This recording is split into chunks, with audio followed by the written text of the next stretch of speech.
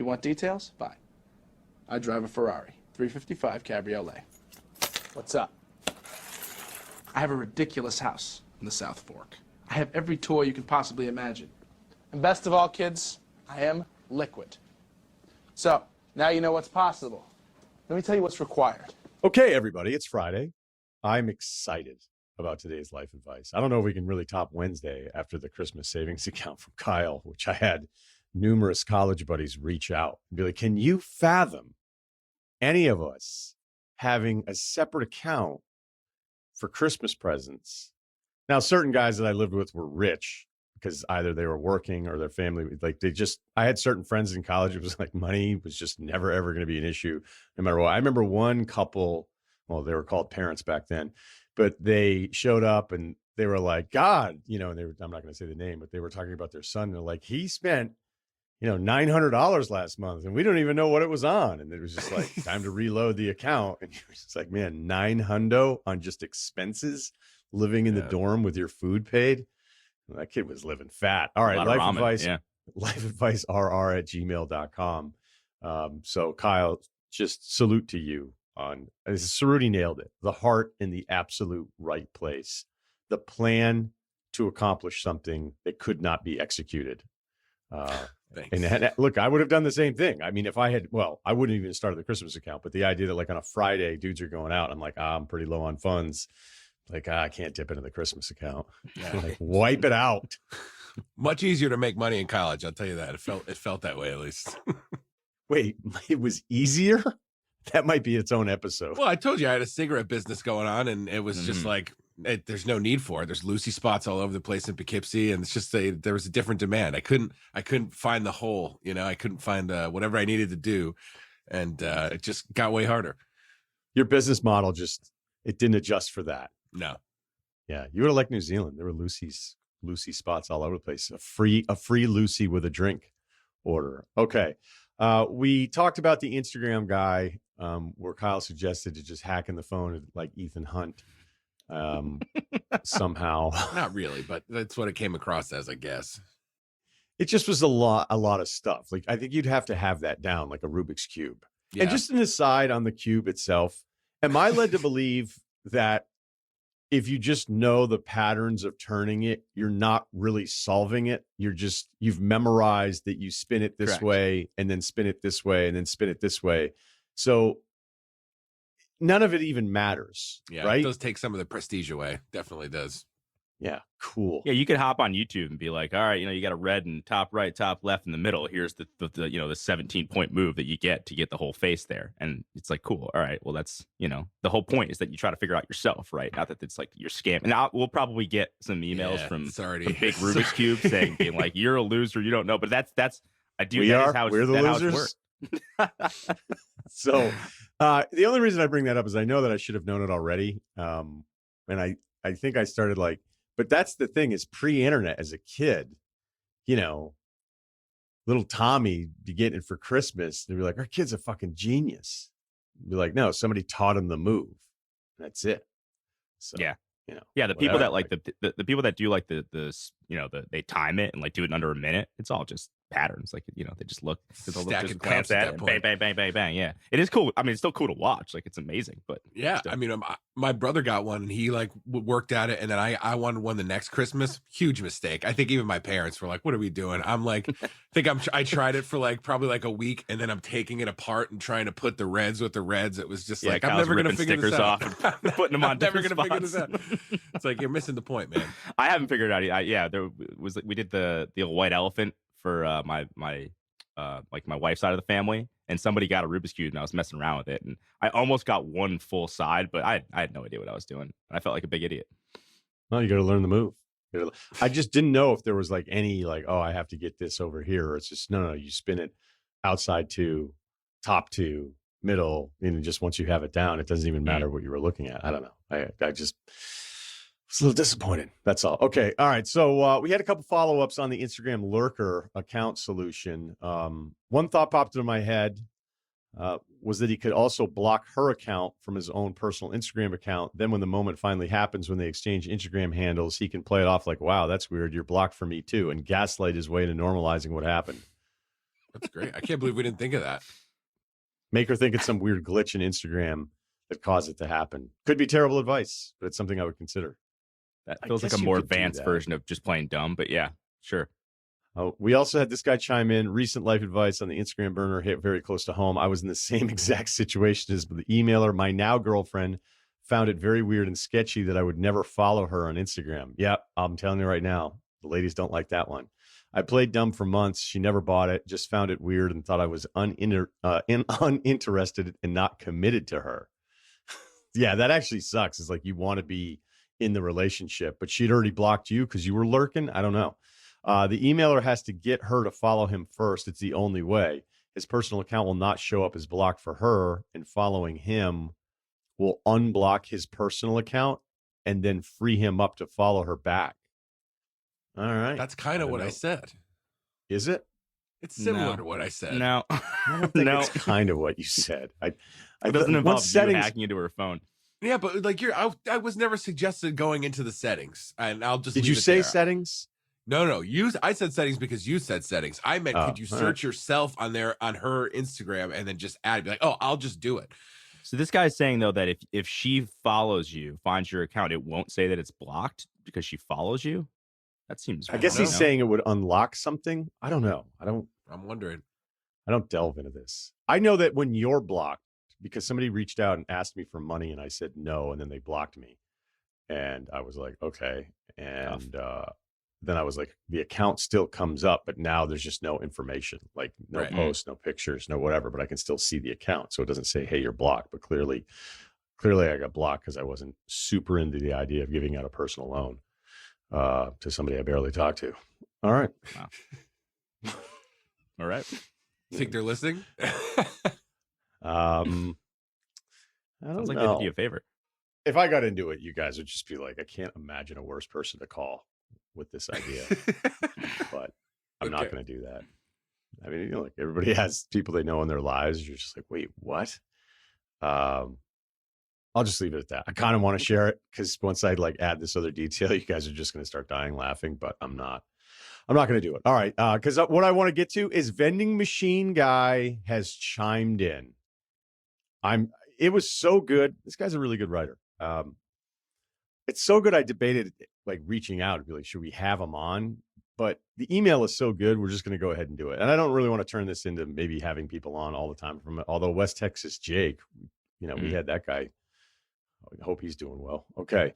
Update vending machine challenge. Hi, Ryan. I have an update on the attempt. The way I'm starting out this email will make it seem like I failed, but hold on tight, boys. Ooh, suspense.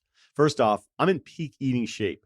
32 slices of lunch buffet pizza, 36-inch po' boy in 10 minutes, B-dubs blazing challenge in 1 minute. I'm in the zone like Andre Blatchfool in the red light district. There was absolutely no way I wasn't finishing the vending machine challenge victorious. No way I would lose. I lost. We set the date for Friday. So Thursday, I drank a ton of water and ate salads and veggies all day. That was my first mistake. I peed 4 times that night. I felt good walking in the office. There was a buzz on the trading floor. No work, all business for me. The pot grew to $2,500, including a $500 donation by a salesman who's seen this attempt fail too many times. I love that another guy was like, it never works. Here's another 500 of the pot. I'm basically just putting I'm putting this money to the side and then I get to pick it up later in the day. 9 o'clock hit and it was on. I started off with the veggie chips and baked Lays, followed by Nature Valley Bar, Cheez-Its, and salted peanuts. I knew I needed to mix in some sugar, so I treated myself with the Rice Krispies and peanut butter crackers. I won't bore you with every item, but I started out really strong. I was 50% done by noon. Light work. Right. Then the roller coaster started. The sugar highs and lows were all caps, by far the worst part. I really want to stress it's not the amount of food. It's your body saying, what the fuck is happening right now? I started to sweat and shake after eating all that sugar mixed with the salt. So much sugar and salt. I wanted to vomit after each additional bite. I almost quit, but my inner David Goggins voice in my head was telling me real men don't quit, so I smacked the shit out of him. I'm not a real man. I quit.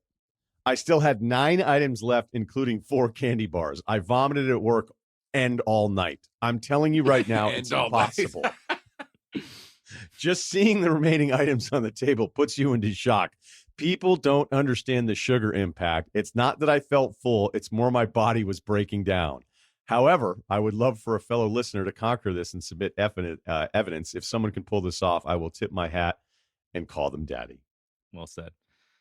It kind of reminds me, like, because I've been through this situation, not with the vending machine challenge, but I'm a big popcorn guy at movies, right? And I'll get the big ass large popcorn, and I'll eat a really unhealthy amount of it to the point where I don't feel well, and I'll even take it home. So I know that, like, wait, why do you you're take not it even home? full. You Because take it home. why are you gonna waste God it? damn it. Why are you gonna waste it? I mean, still have some I left. took it home when I was like 8, and then my dad No, was like, dude, "What are we doing here, man? We're not bringing this home." So the this thing is a that great you snack. will eat so much that you actually don't feel well, you're like still gonna bring. Well, I'll give it a with couple me. days. Put it in a plastic Ziploc bag, and it's Couple good for, you know. days? Oh, how Yeah. old are you? 70? Popcorn. It's a great snack. I love popcorn. And you're getting gouged. We've You are digressed. getting gouged. This isn't even the point. The point of the story is that I'm not even full, but you can't eat that much like salt and butter. Like your body is literally just telling you no. So totally understand where this guy's coming from, and the sugar thing must be insane. Well, that was the whole point. Like, he's a big dude. He gives us the resume. This guy can eat. And my favorite part of this story was people on X asking, hey, can you post a picture? And it's like, you know what? You're right. Like, let me post a picture of this whole thing. Emailers across the board following up. Because sometimes, look, it just happens. It doesn't end up in the mailbag and Friday feedback. But it was, I don't know, 90% of the emailers were like, no way. That's ridiculous, because we listed all the items. Of course, on X, 75% of the people were like, no problem, dude. Like, because that's just, it was like the best study of what that account or what social media is all about. Where it's just every guy was like, yeah, dude, why? I can't even believe that. I'd probably go out for chicken parm that night. No one is factoring in, as our guy talks about, like this massive, massive sugar spike in your body.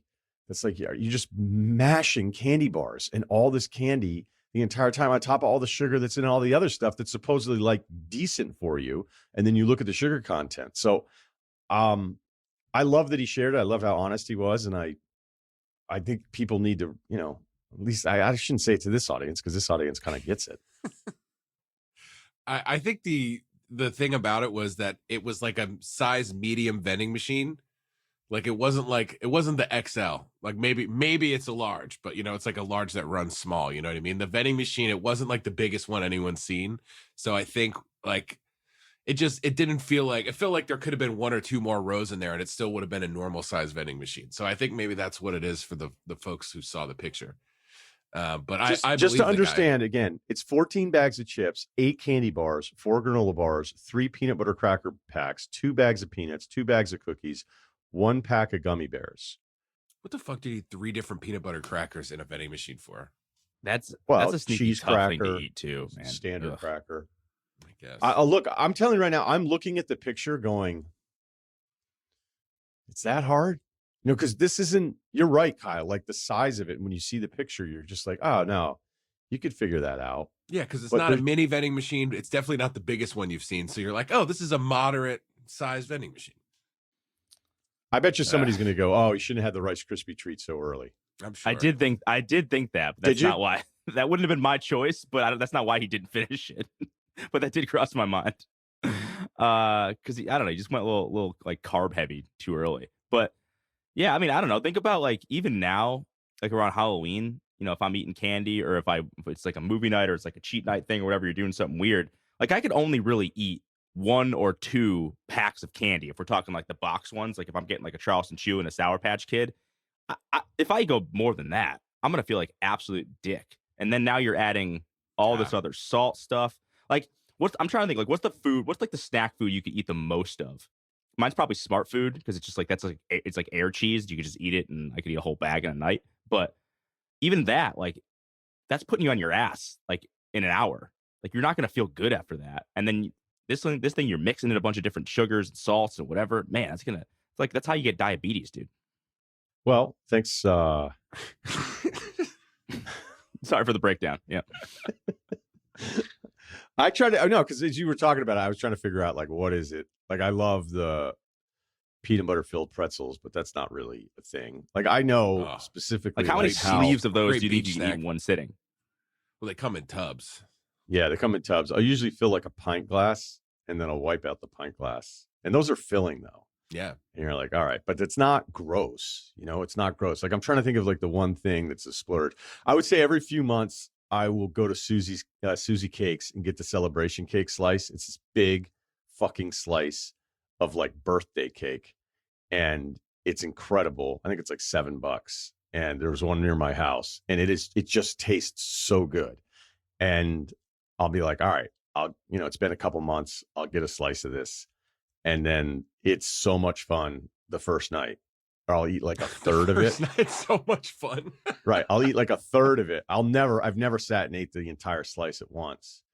And then I'll eat a second like portion of it. I usually chuck the very end. And usually after the second day, because you can keep it at room temperature for like a couple days and it's fine. But usually the second serving that I have of it, my body's like, all right, what the fuck's going on here? And again, I'm not like counting stuff and going, oh, can you make that pizza with kale crust? I'm not that guy, but I just know you're right, Suri. Like if you go really hard on something that your body's not used to, because you're doing it and it's like a treat, it's like a reward. In a way, it can actually make it way worse. It's almost like this weird tolerance with food like that. So, all right. Can I give you a little peanut butter pretzel thing just for you? Because I know you're a beach guy. Great beach snack. You leave them in the sun, warm them up a little bit. Mark Titus taught me that. Who taught you that? Mark Titus, when we would have our beach days, and he would just be like, we'd set up the thing, and he'd throw the Trader Joe's. They make or Costco, I guess, probably makes the best one. He'd just throw it in a spot in the sun and be like, we'll let that cook for like 25 minutes, and then we'll be ready after we get in the water for the first time. Let it cook. Goes great with a couple Coors. That actually sounds like the most Titus story ever. Yeah. So that checks out. That's a great call. I'm a big grapes guy. You know what I like to do is I like to take grapes and put them in a Ziploc bag with a bunch of ice cubes. Nice. On the So that outside way of the they- grapes, right?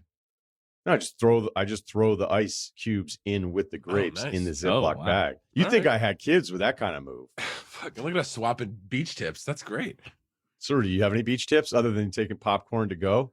No, I don't feel like it's that weird. If I'm getting a large, like why am I throwing it out? So yeah, no, I don't. I'm not going to share any more information to be ridiculed. Do you walk out of the theater with the tub and then have to stabilize it in the car? Not in the car. Well, yeah, it's like it sits by itself. It's not like I have to hold it with one hand on the steering wheel and one hand on my popcorn. Like you just, Oh, they're pretty big, you dude. put it on the seat next to Buckle you. it in. Drive You home. can't You put put it it in on a the Ziploc seat. bag, and because here's the thing. Here's the sneaky thing. Stale popcorn is like almost as good as fresh popcorn. Yeah, some might even say it's Nope. better. Like stale popcorn Nope, is no one would delicious. say that. Not Oh, like man. really stale, but just like slightly stale, and especially the movie theater one. If you put the butter on it, ugh. Goes great with some cold pizza, right? Mm. I'm fucking with you. You go over to Titus's house and he's like, here's our freshly made popcorn. He goes, we're going to leave this out on a tray. We're going to put it on the back deck for 2 days. And then when we come back, stuff's going to be really ripe. I'm just saying, don't knock it till you try it. It's pretty good. You're probably onto something, but it's just way easier to make fun of. So is that That's okay? fair. It's also the last thing you could do. Like we used to be attached to the mall. So like, are you going to, like if you're actually going to go, check out the mall after your movie, then you're walking around with a tub of popcorn. So you're really kind of hamstring yourself there. You got to go right to the car. But I'm not walking around the mall at this point in my life, unfortunately. Oh no, just eating it's stale kind of popcorn. it's kind of an in Definitely. and out. Done thing. with the mall. It's kind of an in and out. The thing. mall is a bridge too far. Got it. Right. Be like, hey, you guys want to stop off American Eagle? Is Cerruti bringing his popcorn? Check out So Lids. lame. All right. This is an incredible specific one, and I love it. All right. First time writing in 6'2", 220, 35 years old with some injury history, so don't push for max anymore, but I can still get a solid 10 reps at 225 on the bench. Well done. I have worked at the same office for about 10 years now. There's 50, 60 people who work in this office, a good mix of men and women. I'm in middle management. And while it's a boring job, pay is great for the amount of effort I put in, and I never take work home with me. The office has a strong social dynamic. Most of the folks who work here have been there for years, and everyone kind of knows everyone. I've never been much to mix my work and personal life, so aside from the occasional company outing, I don't generally hang out with the coworkers outside of the office. The crux of my problem, late 2019, pre-COVID, we had a company outing at a local park. A bunch of guys from the office, a few gals, wanted to let loose on the court. that they had there. So a bunch of us dressed to play hoops. Now, I played high school basketball and saw some bench minutes on my D3 college hoops team. All right, so that's significant. Like that means you're going to be good, and you're 35, and you're big. So, that's a completely different level of like you on a pickup game. I play pickup when I can. A good player comp would be Javon Carter. A lot of hustle and good D. The shot is streaky. Carter. Yeah. This might be the one. We got dudes that didn't even play in junior high being like, I'm kind of like a Sabonis, but right. More athletic Sabonis. Yeah, better shooter. Yeah, better shooter. Sabonis with more range, hops. So this guy's going Javon Carter on us. He said, I'm either on fire or ice cold with very little in between when it comes to shooting.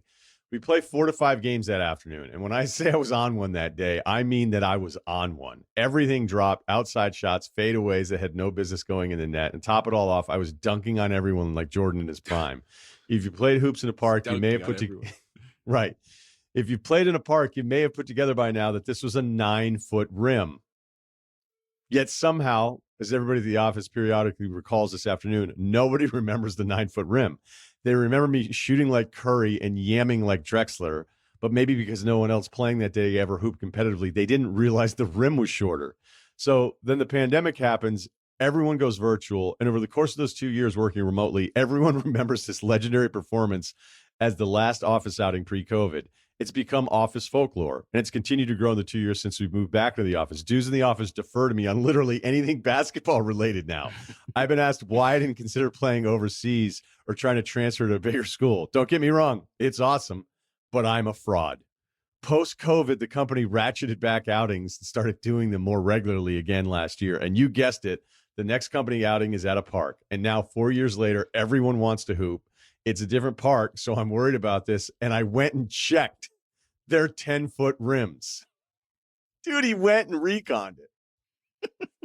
This has been in his head for so long that he went to check out the rims ahead of time before the company. I love this fucking guy. So he's calling the town parks and rec department is like, hey, any chance you guys can install some 9-foot hoops too on the other side? We're having a kids party on a Wednesday, right? Yeah. So I was wondering if what if he gets there the night before and like hooks up some wrenching system? Now, granted, a lot of parks aren't going to have an adjustable hoop, so he's probably screwed. So he's asking, do I fake sick on the day of the outing? Do I fake an injury? While I will likely still be better than everyone there, I don't want my legacy to take a hit or this current deal I've got going to be diminished by a day of sub-superstar play. I'm aware of how stupid and seemingly inconsequential this sounds, but I need advice on what to do here. God, I love that story. So, Rudy? The injury thing, yeah. I mean, like, can you like fake pull a hamstring and you can still play, but just kind of like, take it easy and be like, yeah, I just can't jump off my right leg. So, it's going to be a little, you can still shoot, you can still move around, but like, you're not going to be like yamming on dudes. I think that's probably the way to go. It's like a knee brace ankle thing situation. And you're like, I'm just going to be, I'm just going to be on the perimeter here. And, I'll make some passes, like the stuff that, you can still do. Now, normally I think, you would go, well, look, I mean, he's calling himself a fraud. So I don't think it's wrong for us.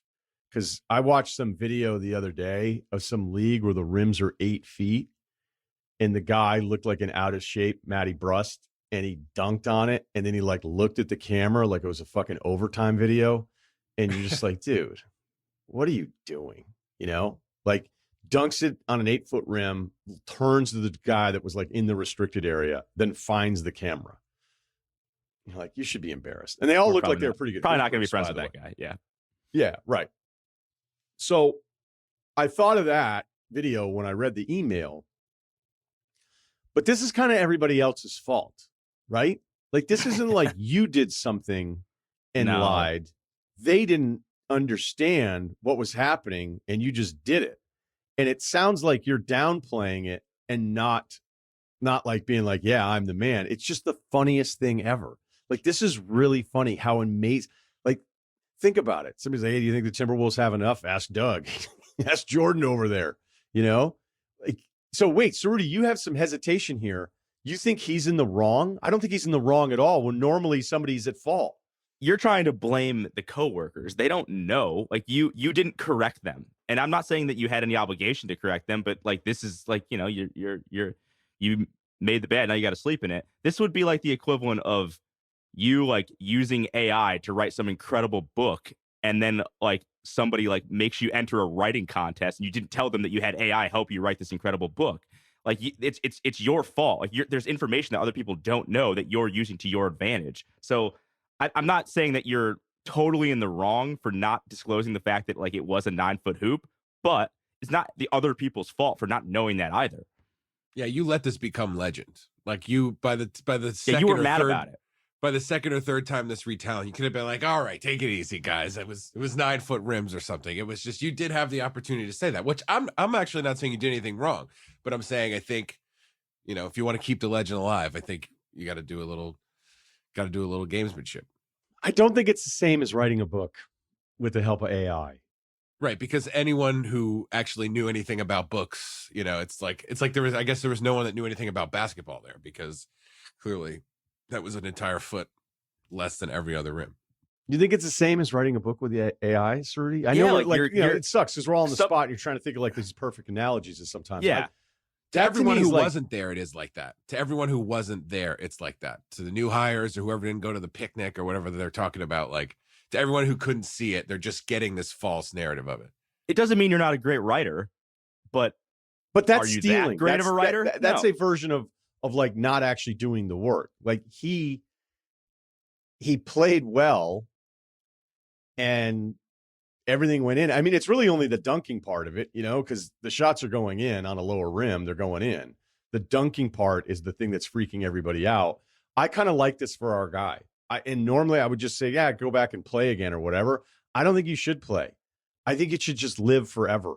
I mean, it's going to be really hard to avoid it. You're retired, yeah. Right. Just, you're never going to be able to play ever again. Or if you actually started playing in like a men's league or somebody else from work saw you doing something, like, hey, what the hell? I thought this guy, I kind of want this thing to just live forever, because the people that don't know and didn't even realize, like there's just this awe. There's guys like, you're going to win. There could be like an office that's available and you're going to get it. Because the other guys can be like, you remember him? Do you remember him in that pre-COVID hoops game? Like, let him take the office, man. He's dunking all over everybody that day. So it's not. It's actually the kind same. of impressive you shot on 9-foot rims too, and shot that well, because that's not easy either. Yeah. So like, I will give you credit for that. I think shooters kind of dial in the muscle Mm. if they're good shooters. I know what you're saying. It's not the easiest thing, but I think like the best players can kind of figure it out and sort of adjust. Yeah, could you do like a humble thing where you just go, hey, we know what happened last time. Like, I want you guys to have a good time. I don't want to take over. I don't want to be the center of attention. Yeah, I'll be the coach. Exactly. Like, I'll get these subs in. Everyone will play. Everyone will have fun. Yeah, it's like, look, but that's like the nicest possible way to be like, you're just not at my level. Right. Yeah, but they know that, and then I'm not like they wouldn't think you're a dick because it's true. But they want to see it again. You could just say, hey, I'm not going to dunk. I'm not going to dunk today. But there's just no way he's going to. I mean, it's likely that he's not going to, despite he's probably a really good player. You're 4 years older too, right? You could just be like, yeah, getting older. I don't know how old this guy is. I forget. But you're 4 years older. And you'd be like, hey, something's changed. 39 now. Yeah, that's a good point. Say no dunks and just hang out around the perimeter. I want you guys to have fun. And knee brace it. And knee brace it. I'm not trying to get a triple double here today. You guys can get some rebounds too. Yeah, but the problem is like certain dudes, as soon as the ball touches your hands, just you can't help yourself. Mm-hmm. You cannot help yourself.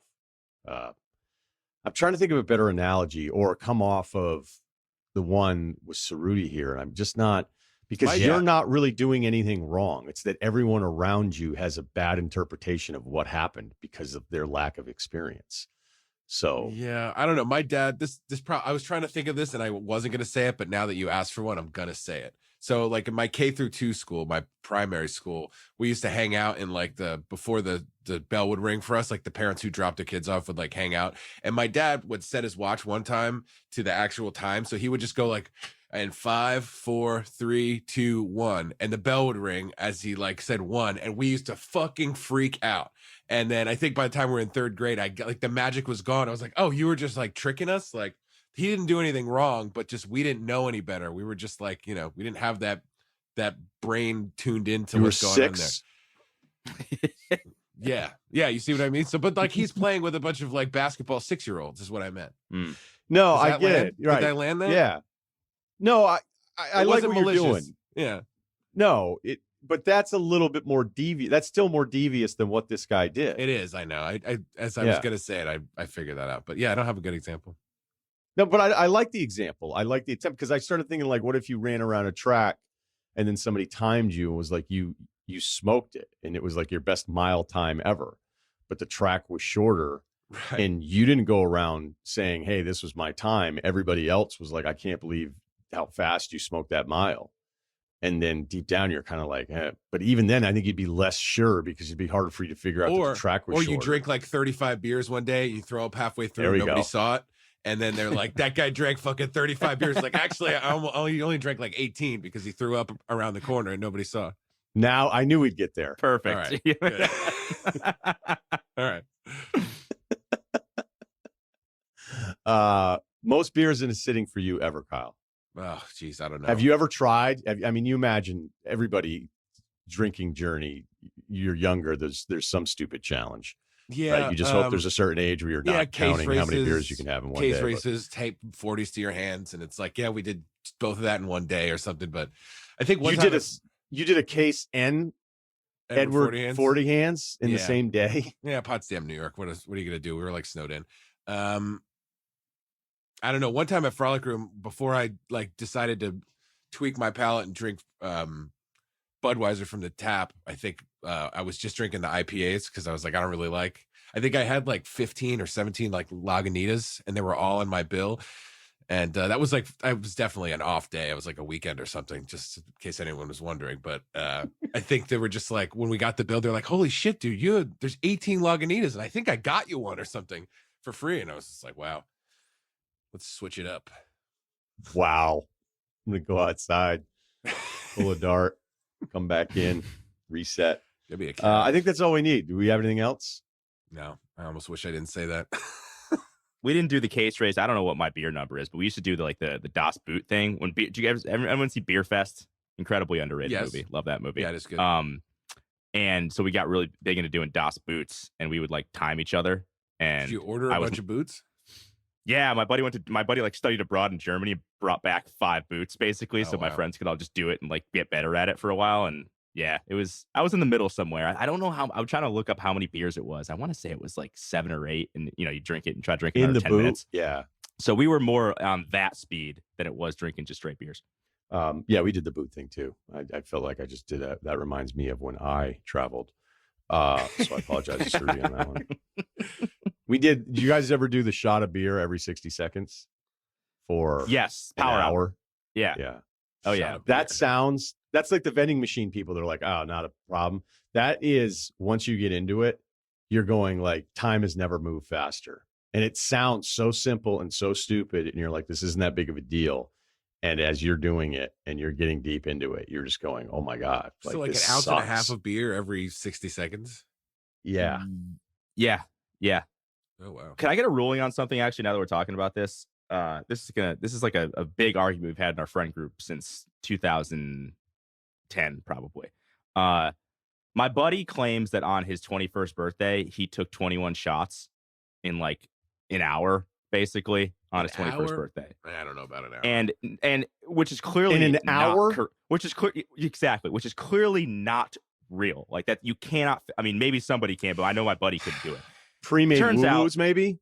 Well, it turns out he's obvious. It's like the lemon drops. Hurricanes, it's like that kind of shot thing too. And he's like, oh, it doesn't matter. It's still 21 shots. And we were just no, like, no, it's not. Things. They were there was such little booze in there. It'd be all sour mix, and then you'd put in like ice so it would melt even more. It's still a lot, kind of, but they used to just tell us we would just be told to pre-make all that stuff and then just pour it out in these like little plastic souffle cups and just give them away because the owners are like, dude, there's barely anything in there, and then everybody thinks they're getting free shots. So go for it. All right, this is something he would brag about. A shot is an ounce and a half of liquor, right? And we're not talking about that. We're talking about probably a smaller little cup of not fully liquor, of a cocktail, right? I mean, that's what it is. It's like a tiny bit of a cocktail. So, sorry. All right. Those are 9-foot rims, pal. It's been settled. Yep. That was the 9-foot rim of shots. Nice work, Kyle. Wow. That was great. All right. That's life advice. Thanks to Oregon. Thanks to Cerruti. And thank you to Kyle. Back normal schedule next week, Monday, Wednesday, Friday. Please subscribe. Ryen Russillo Podcast, Ringer, Spotify.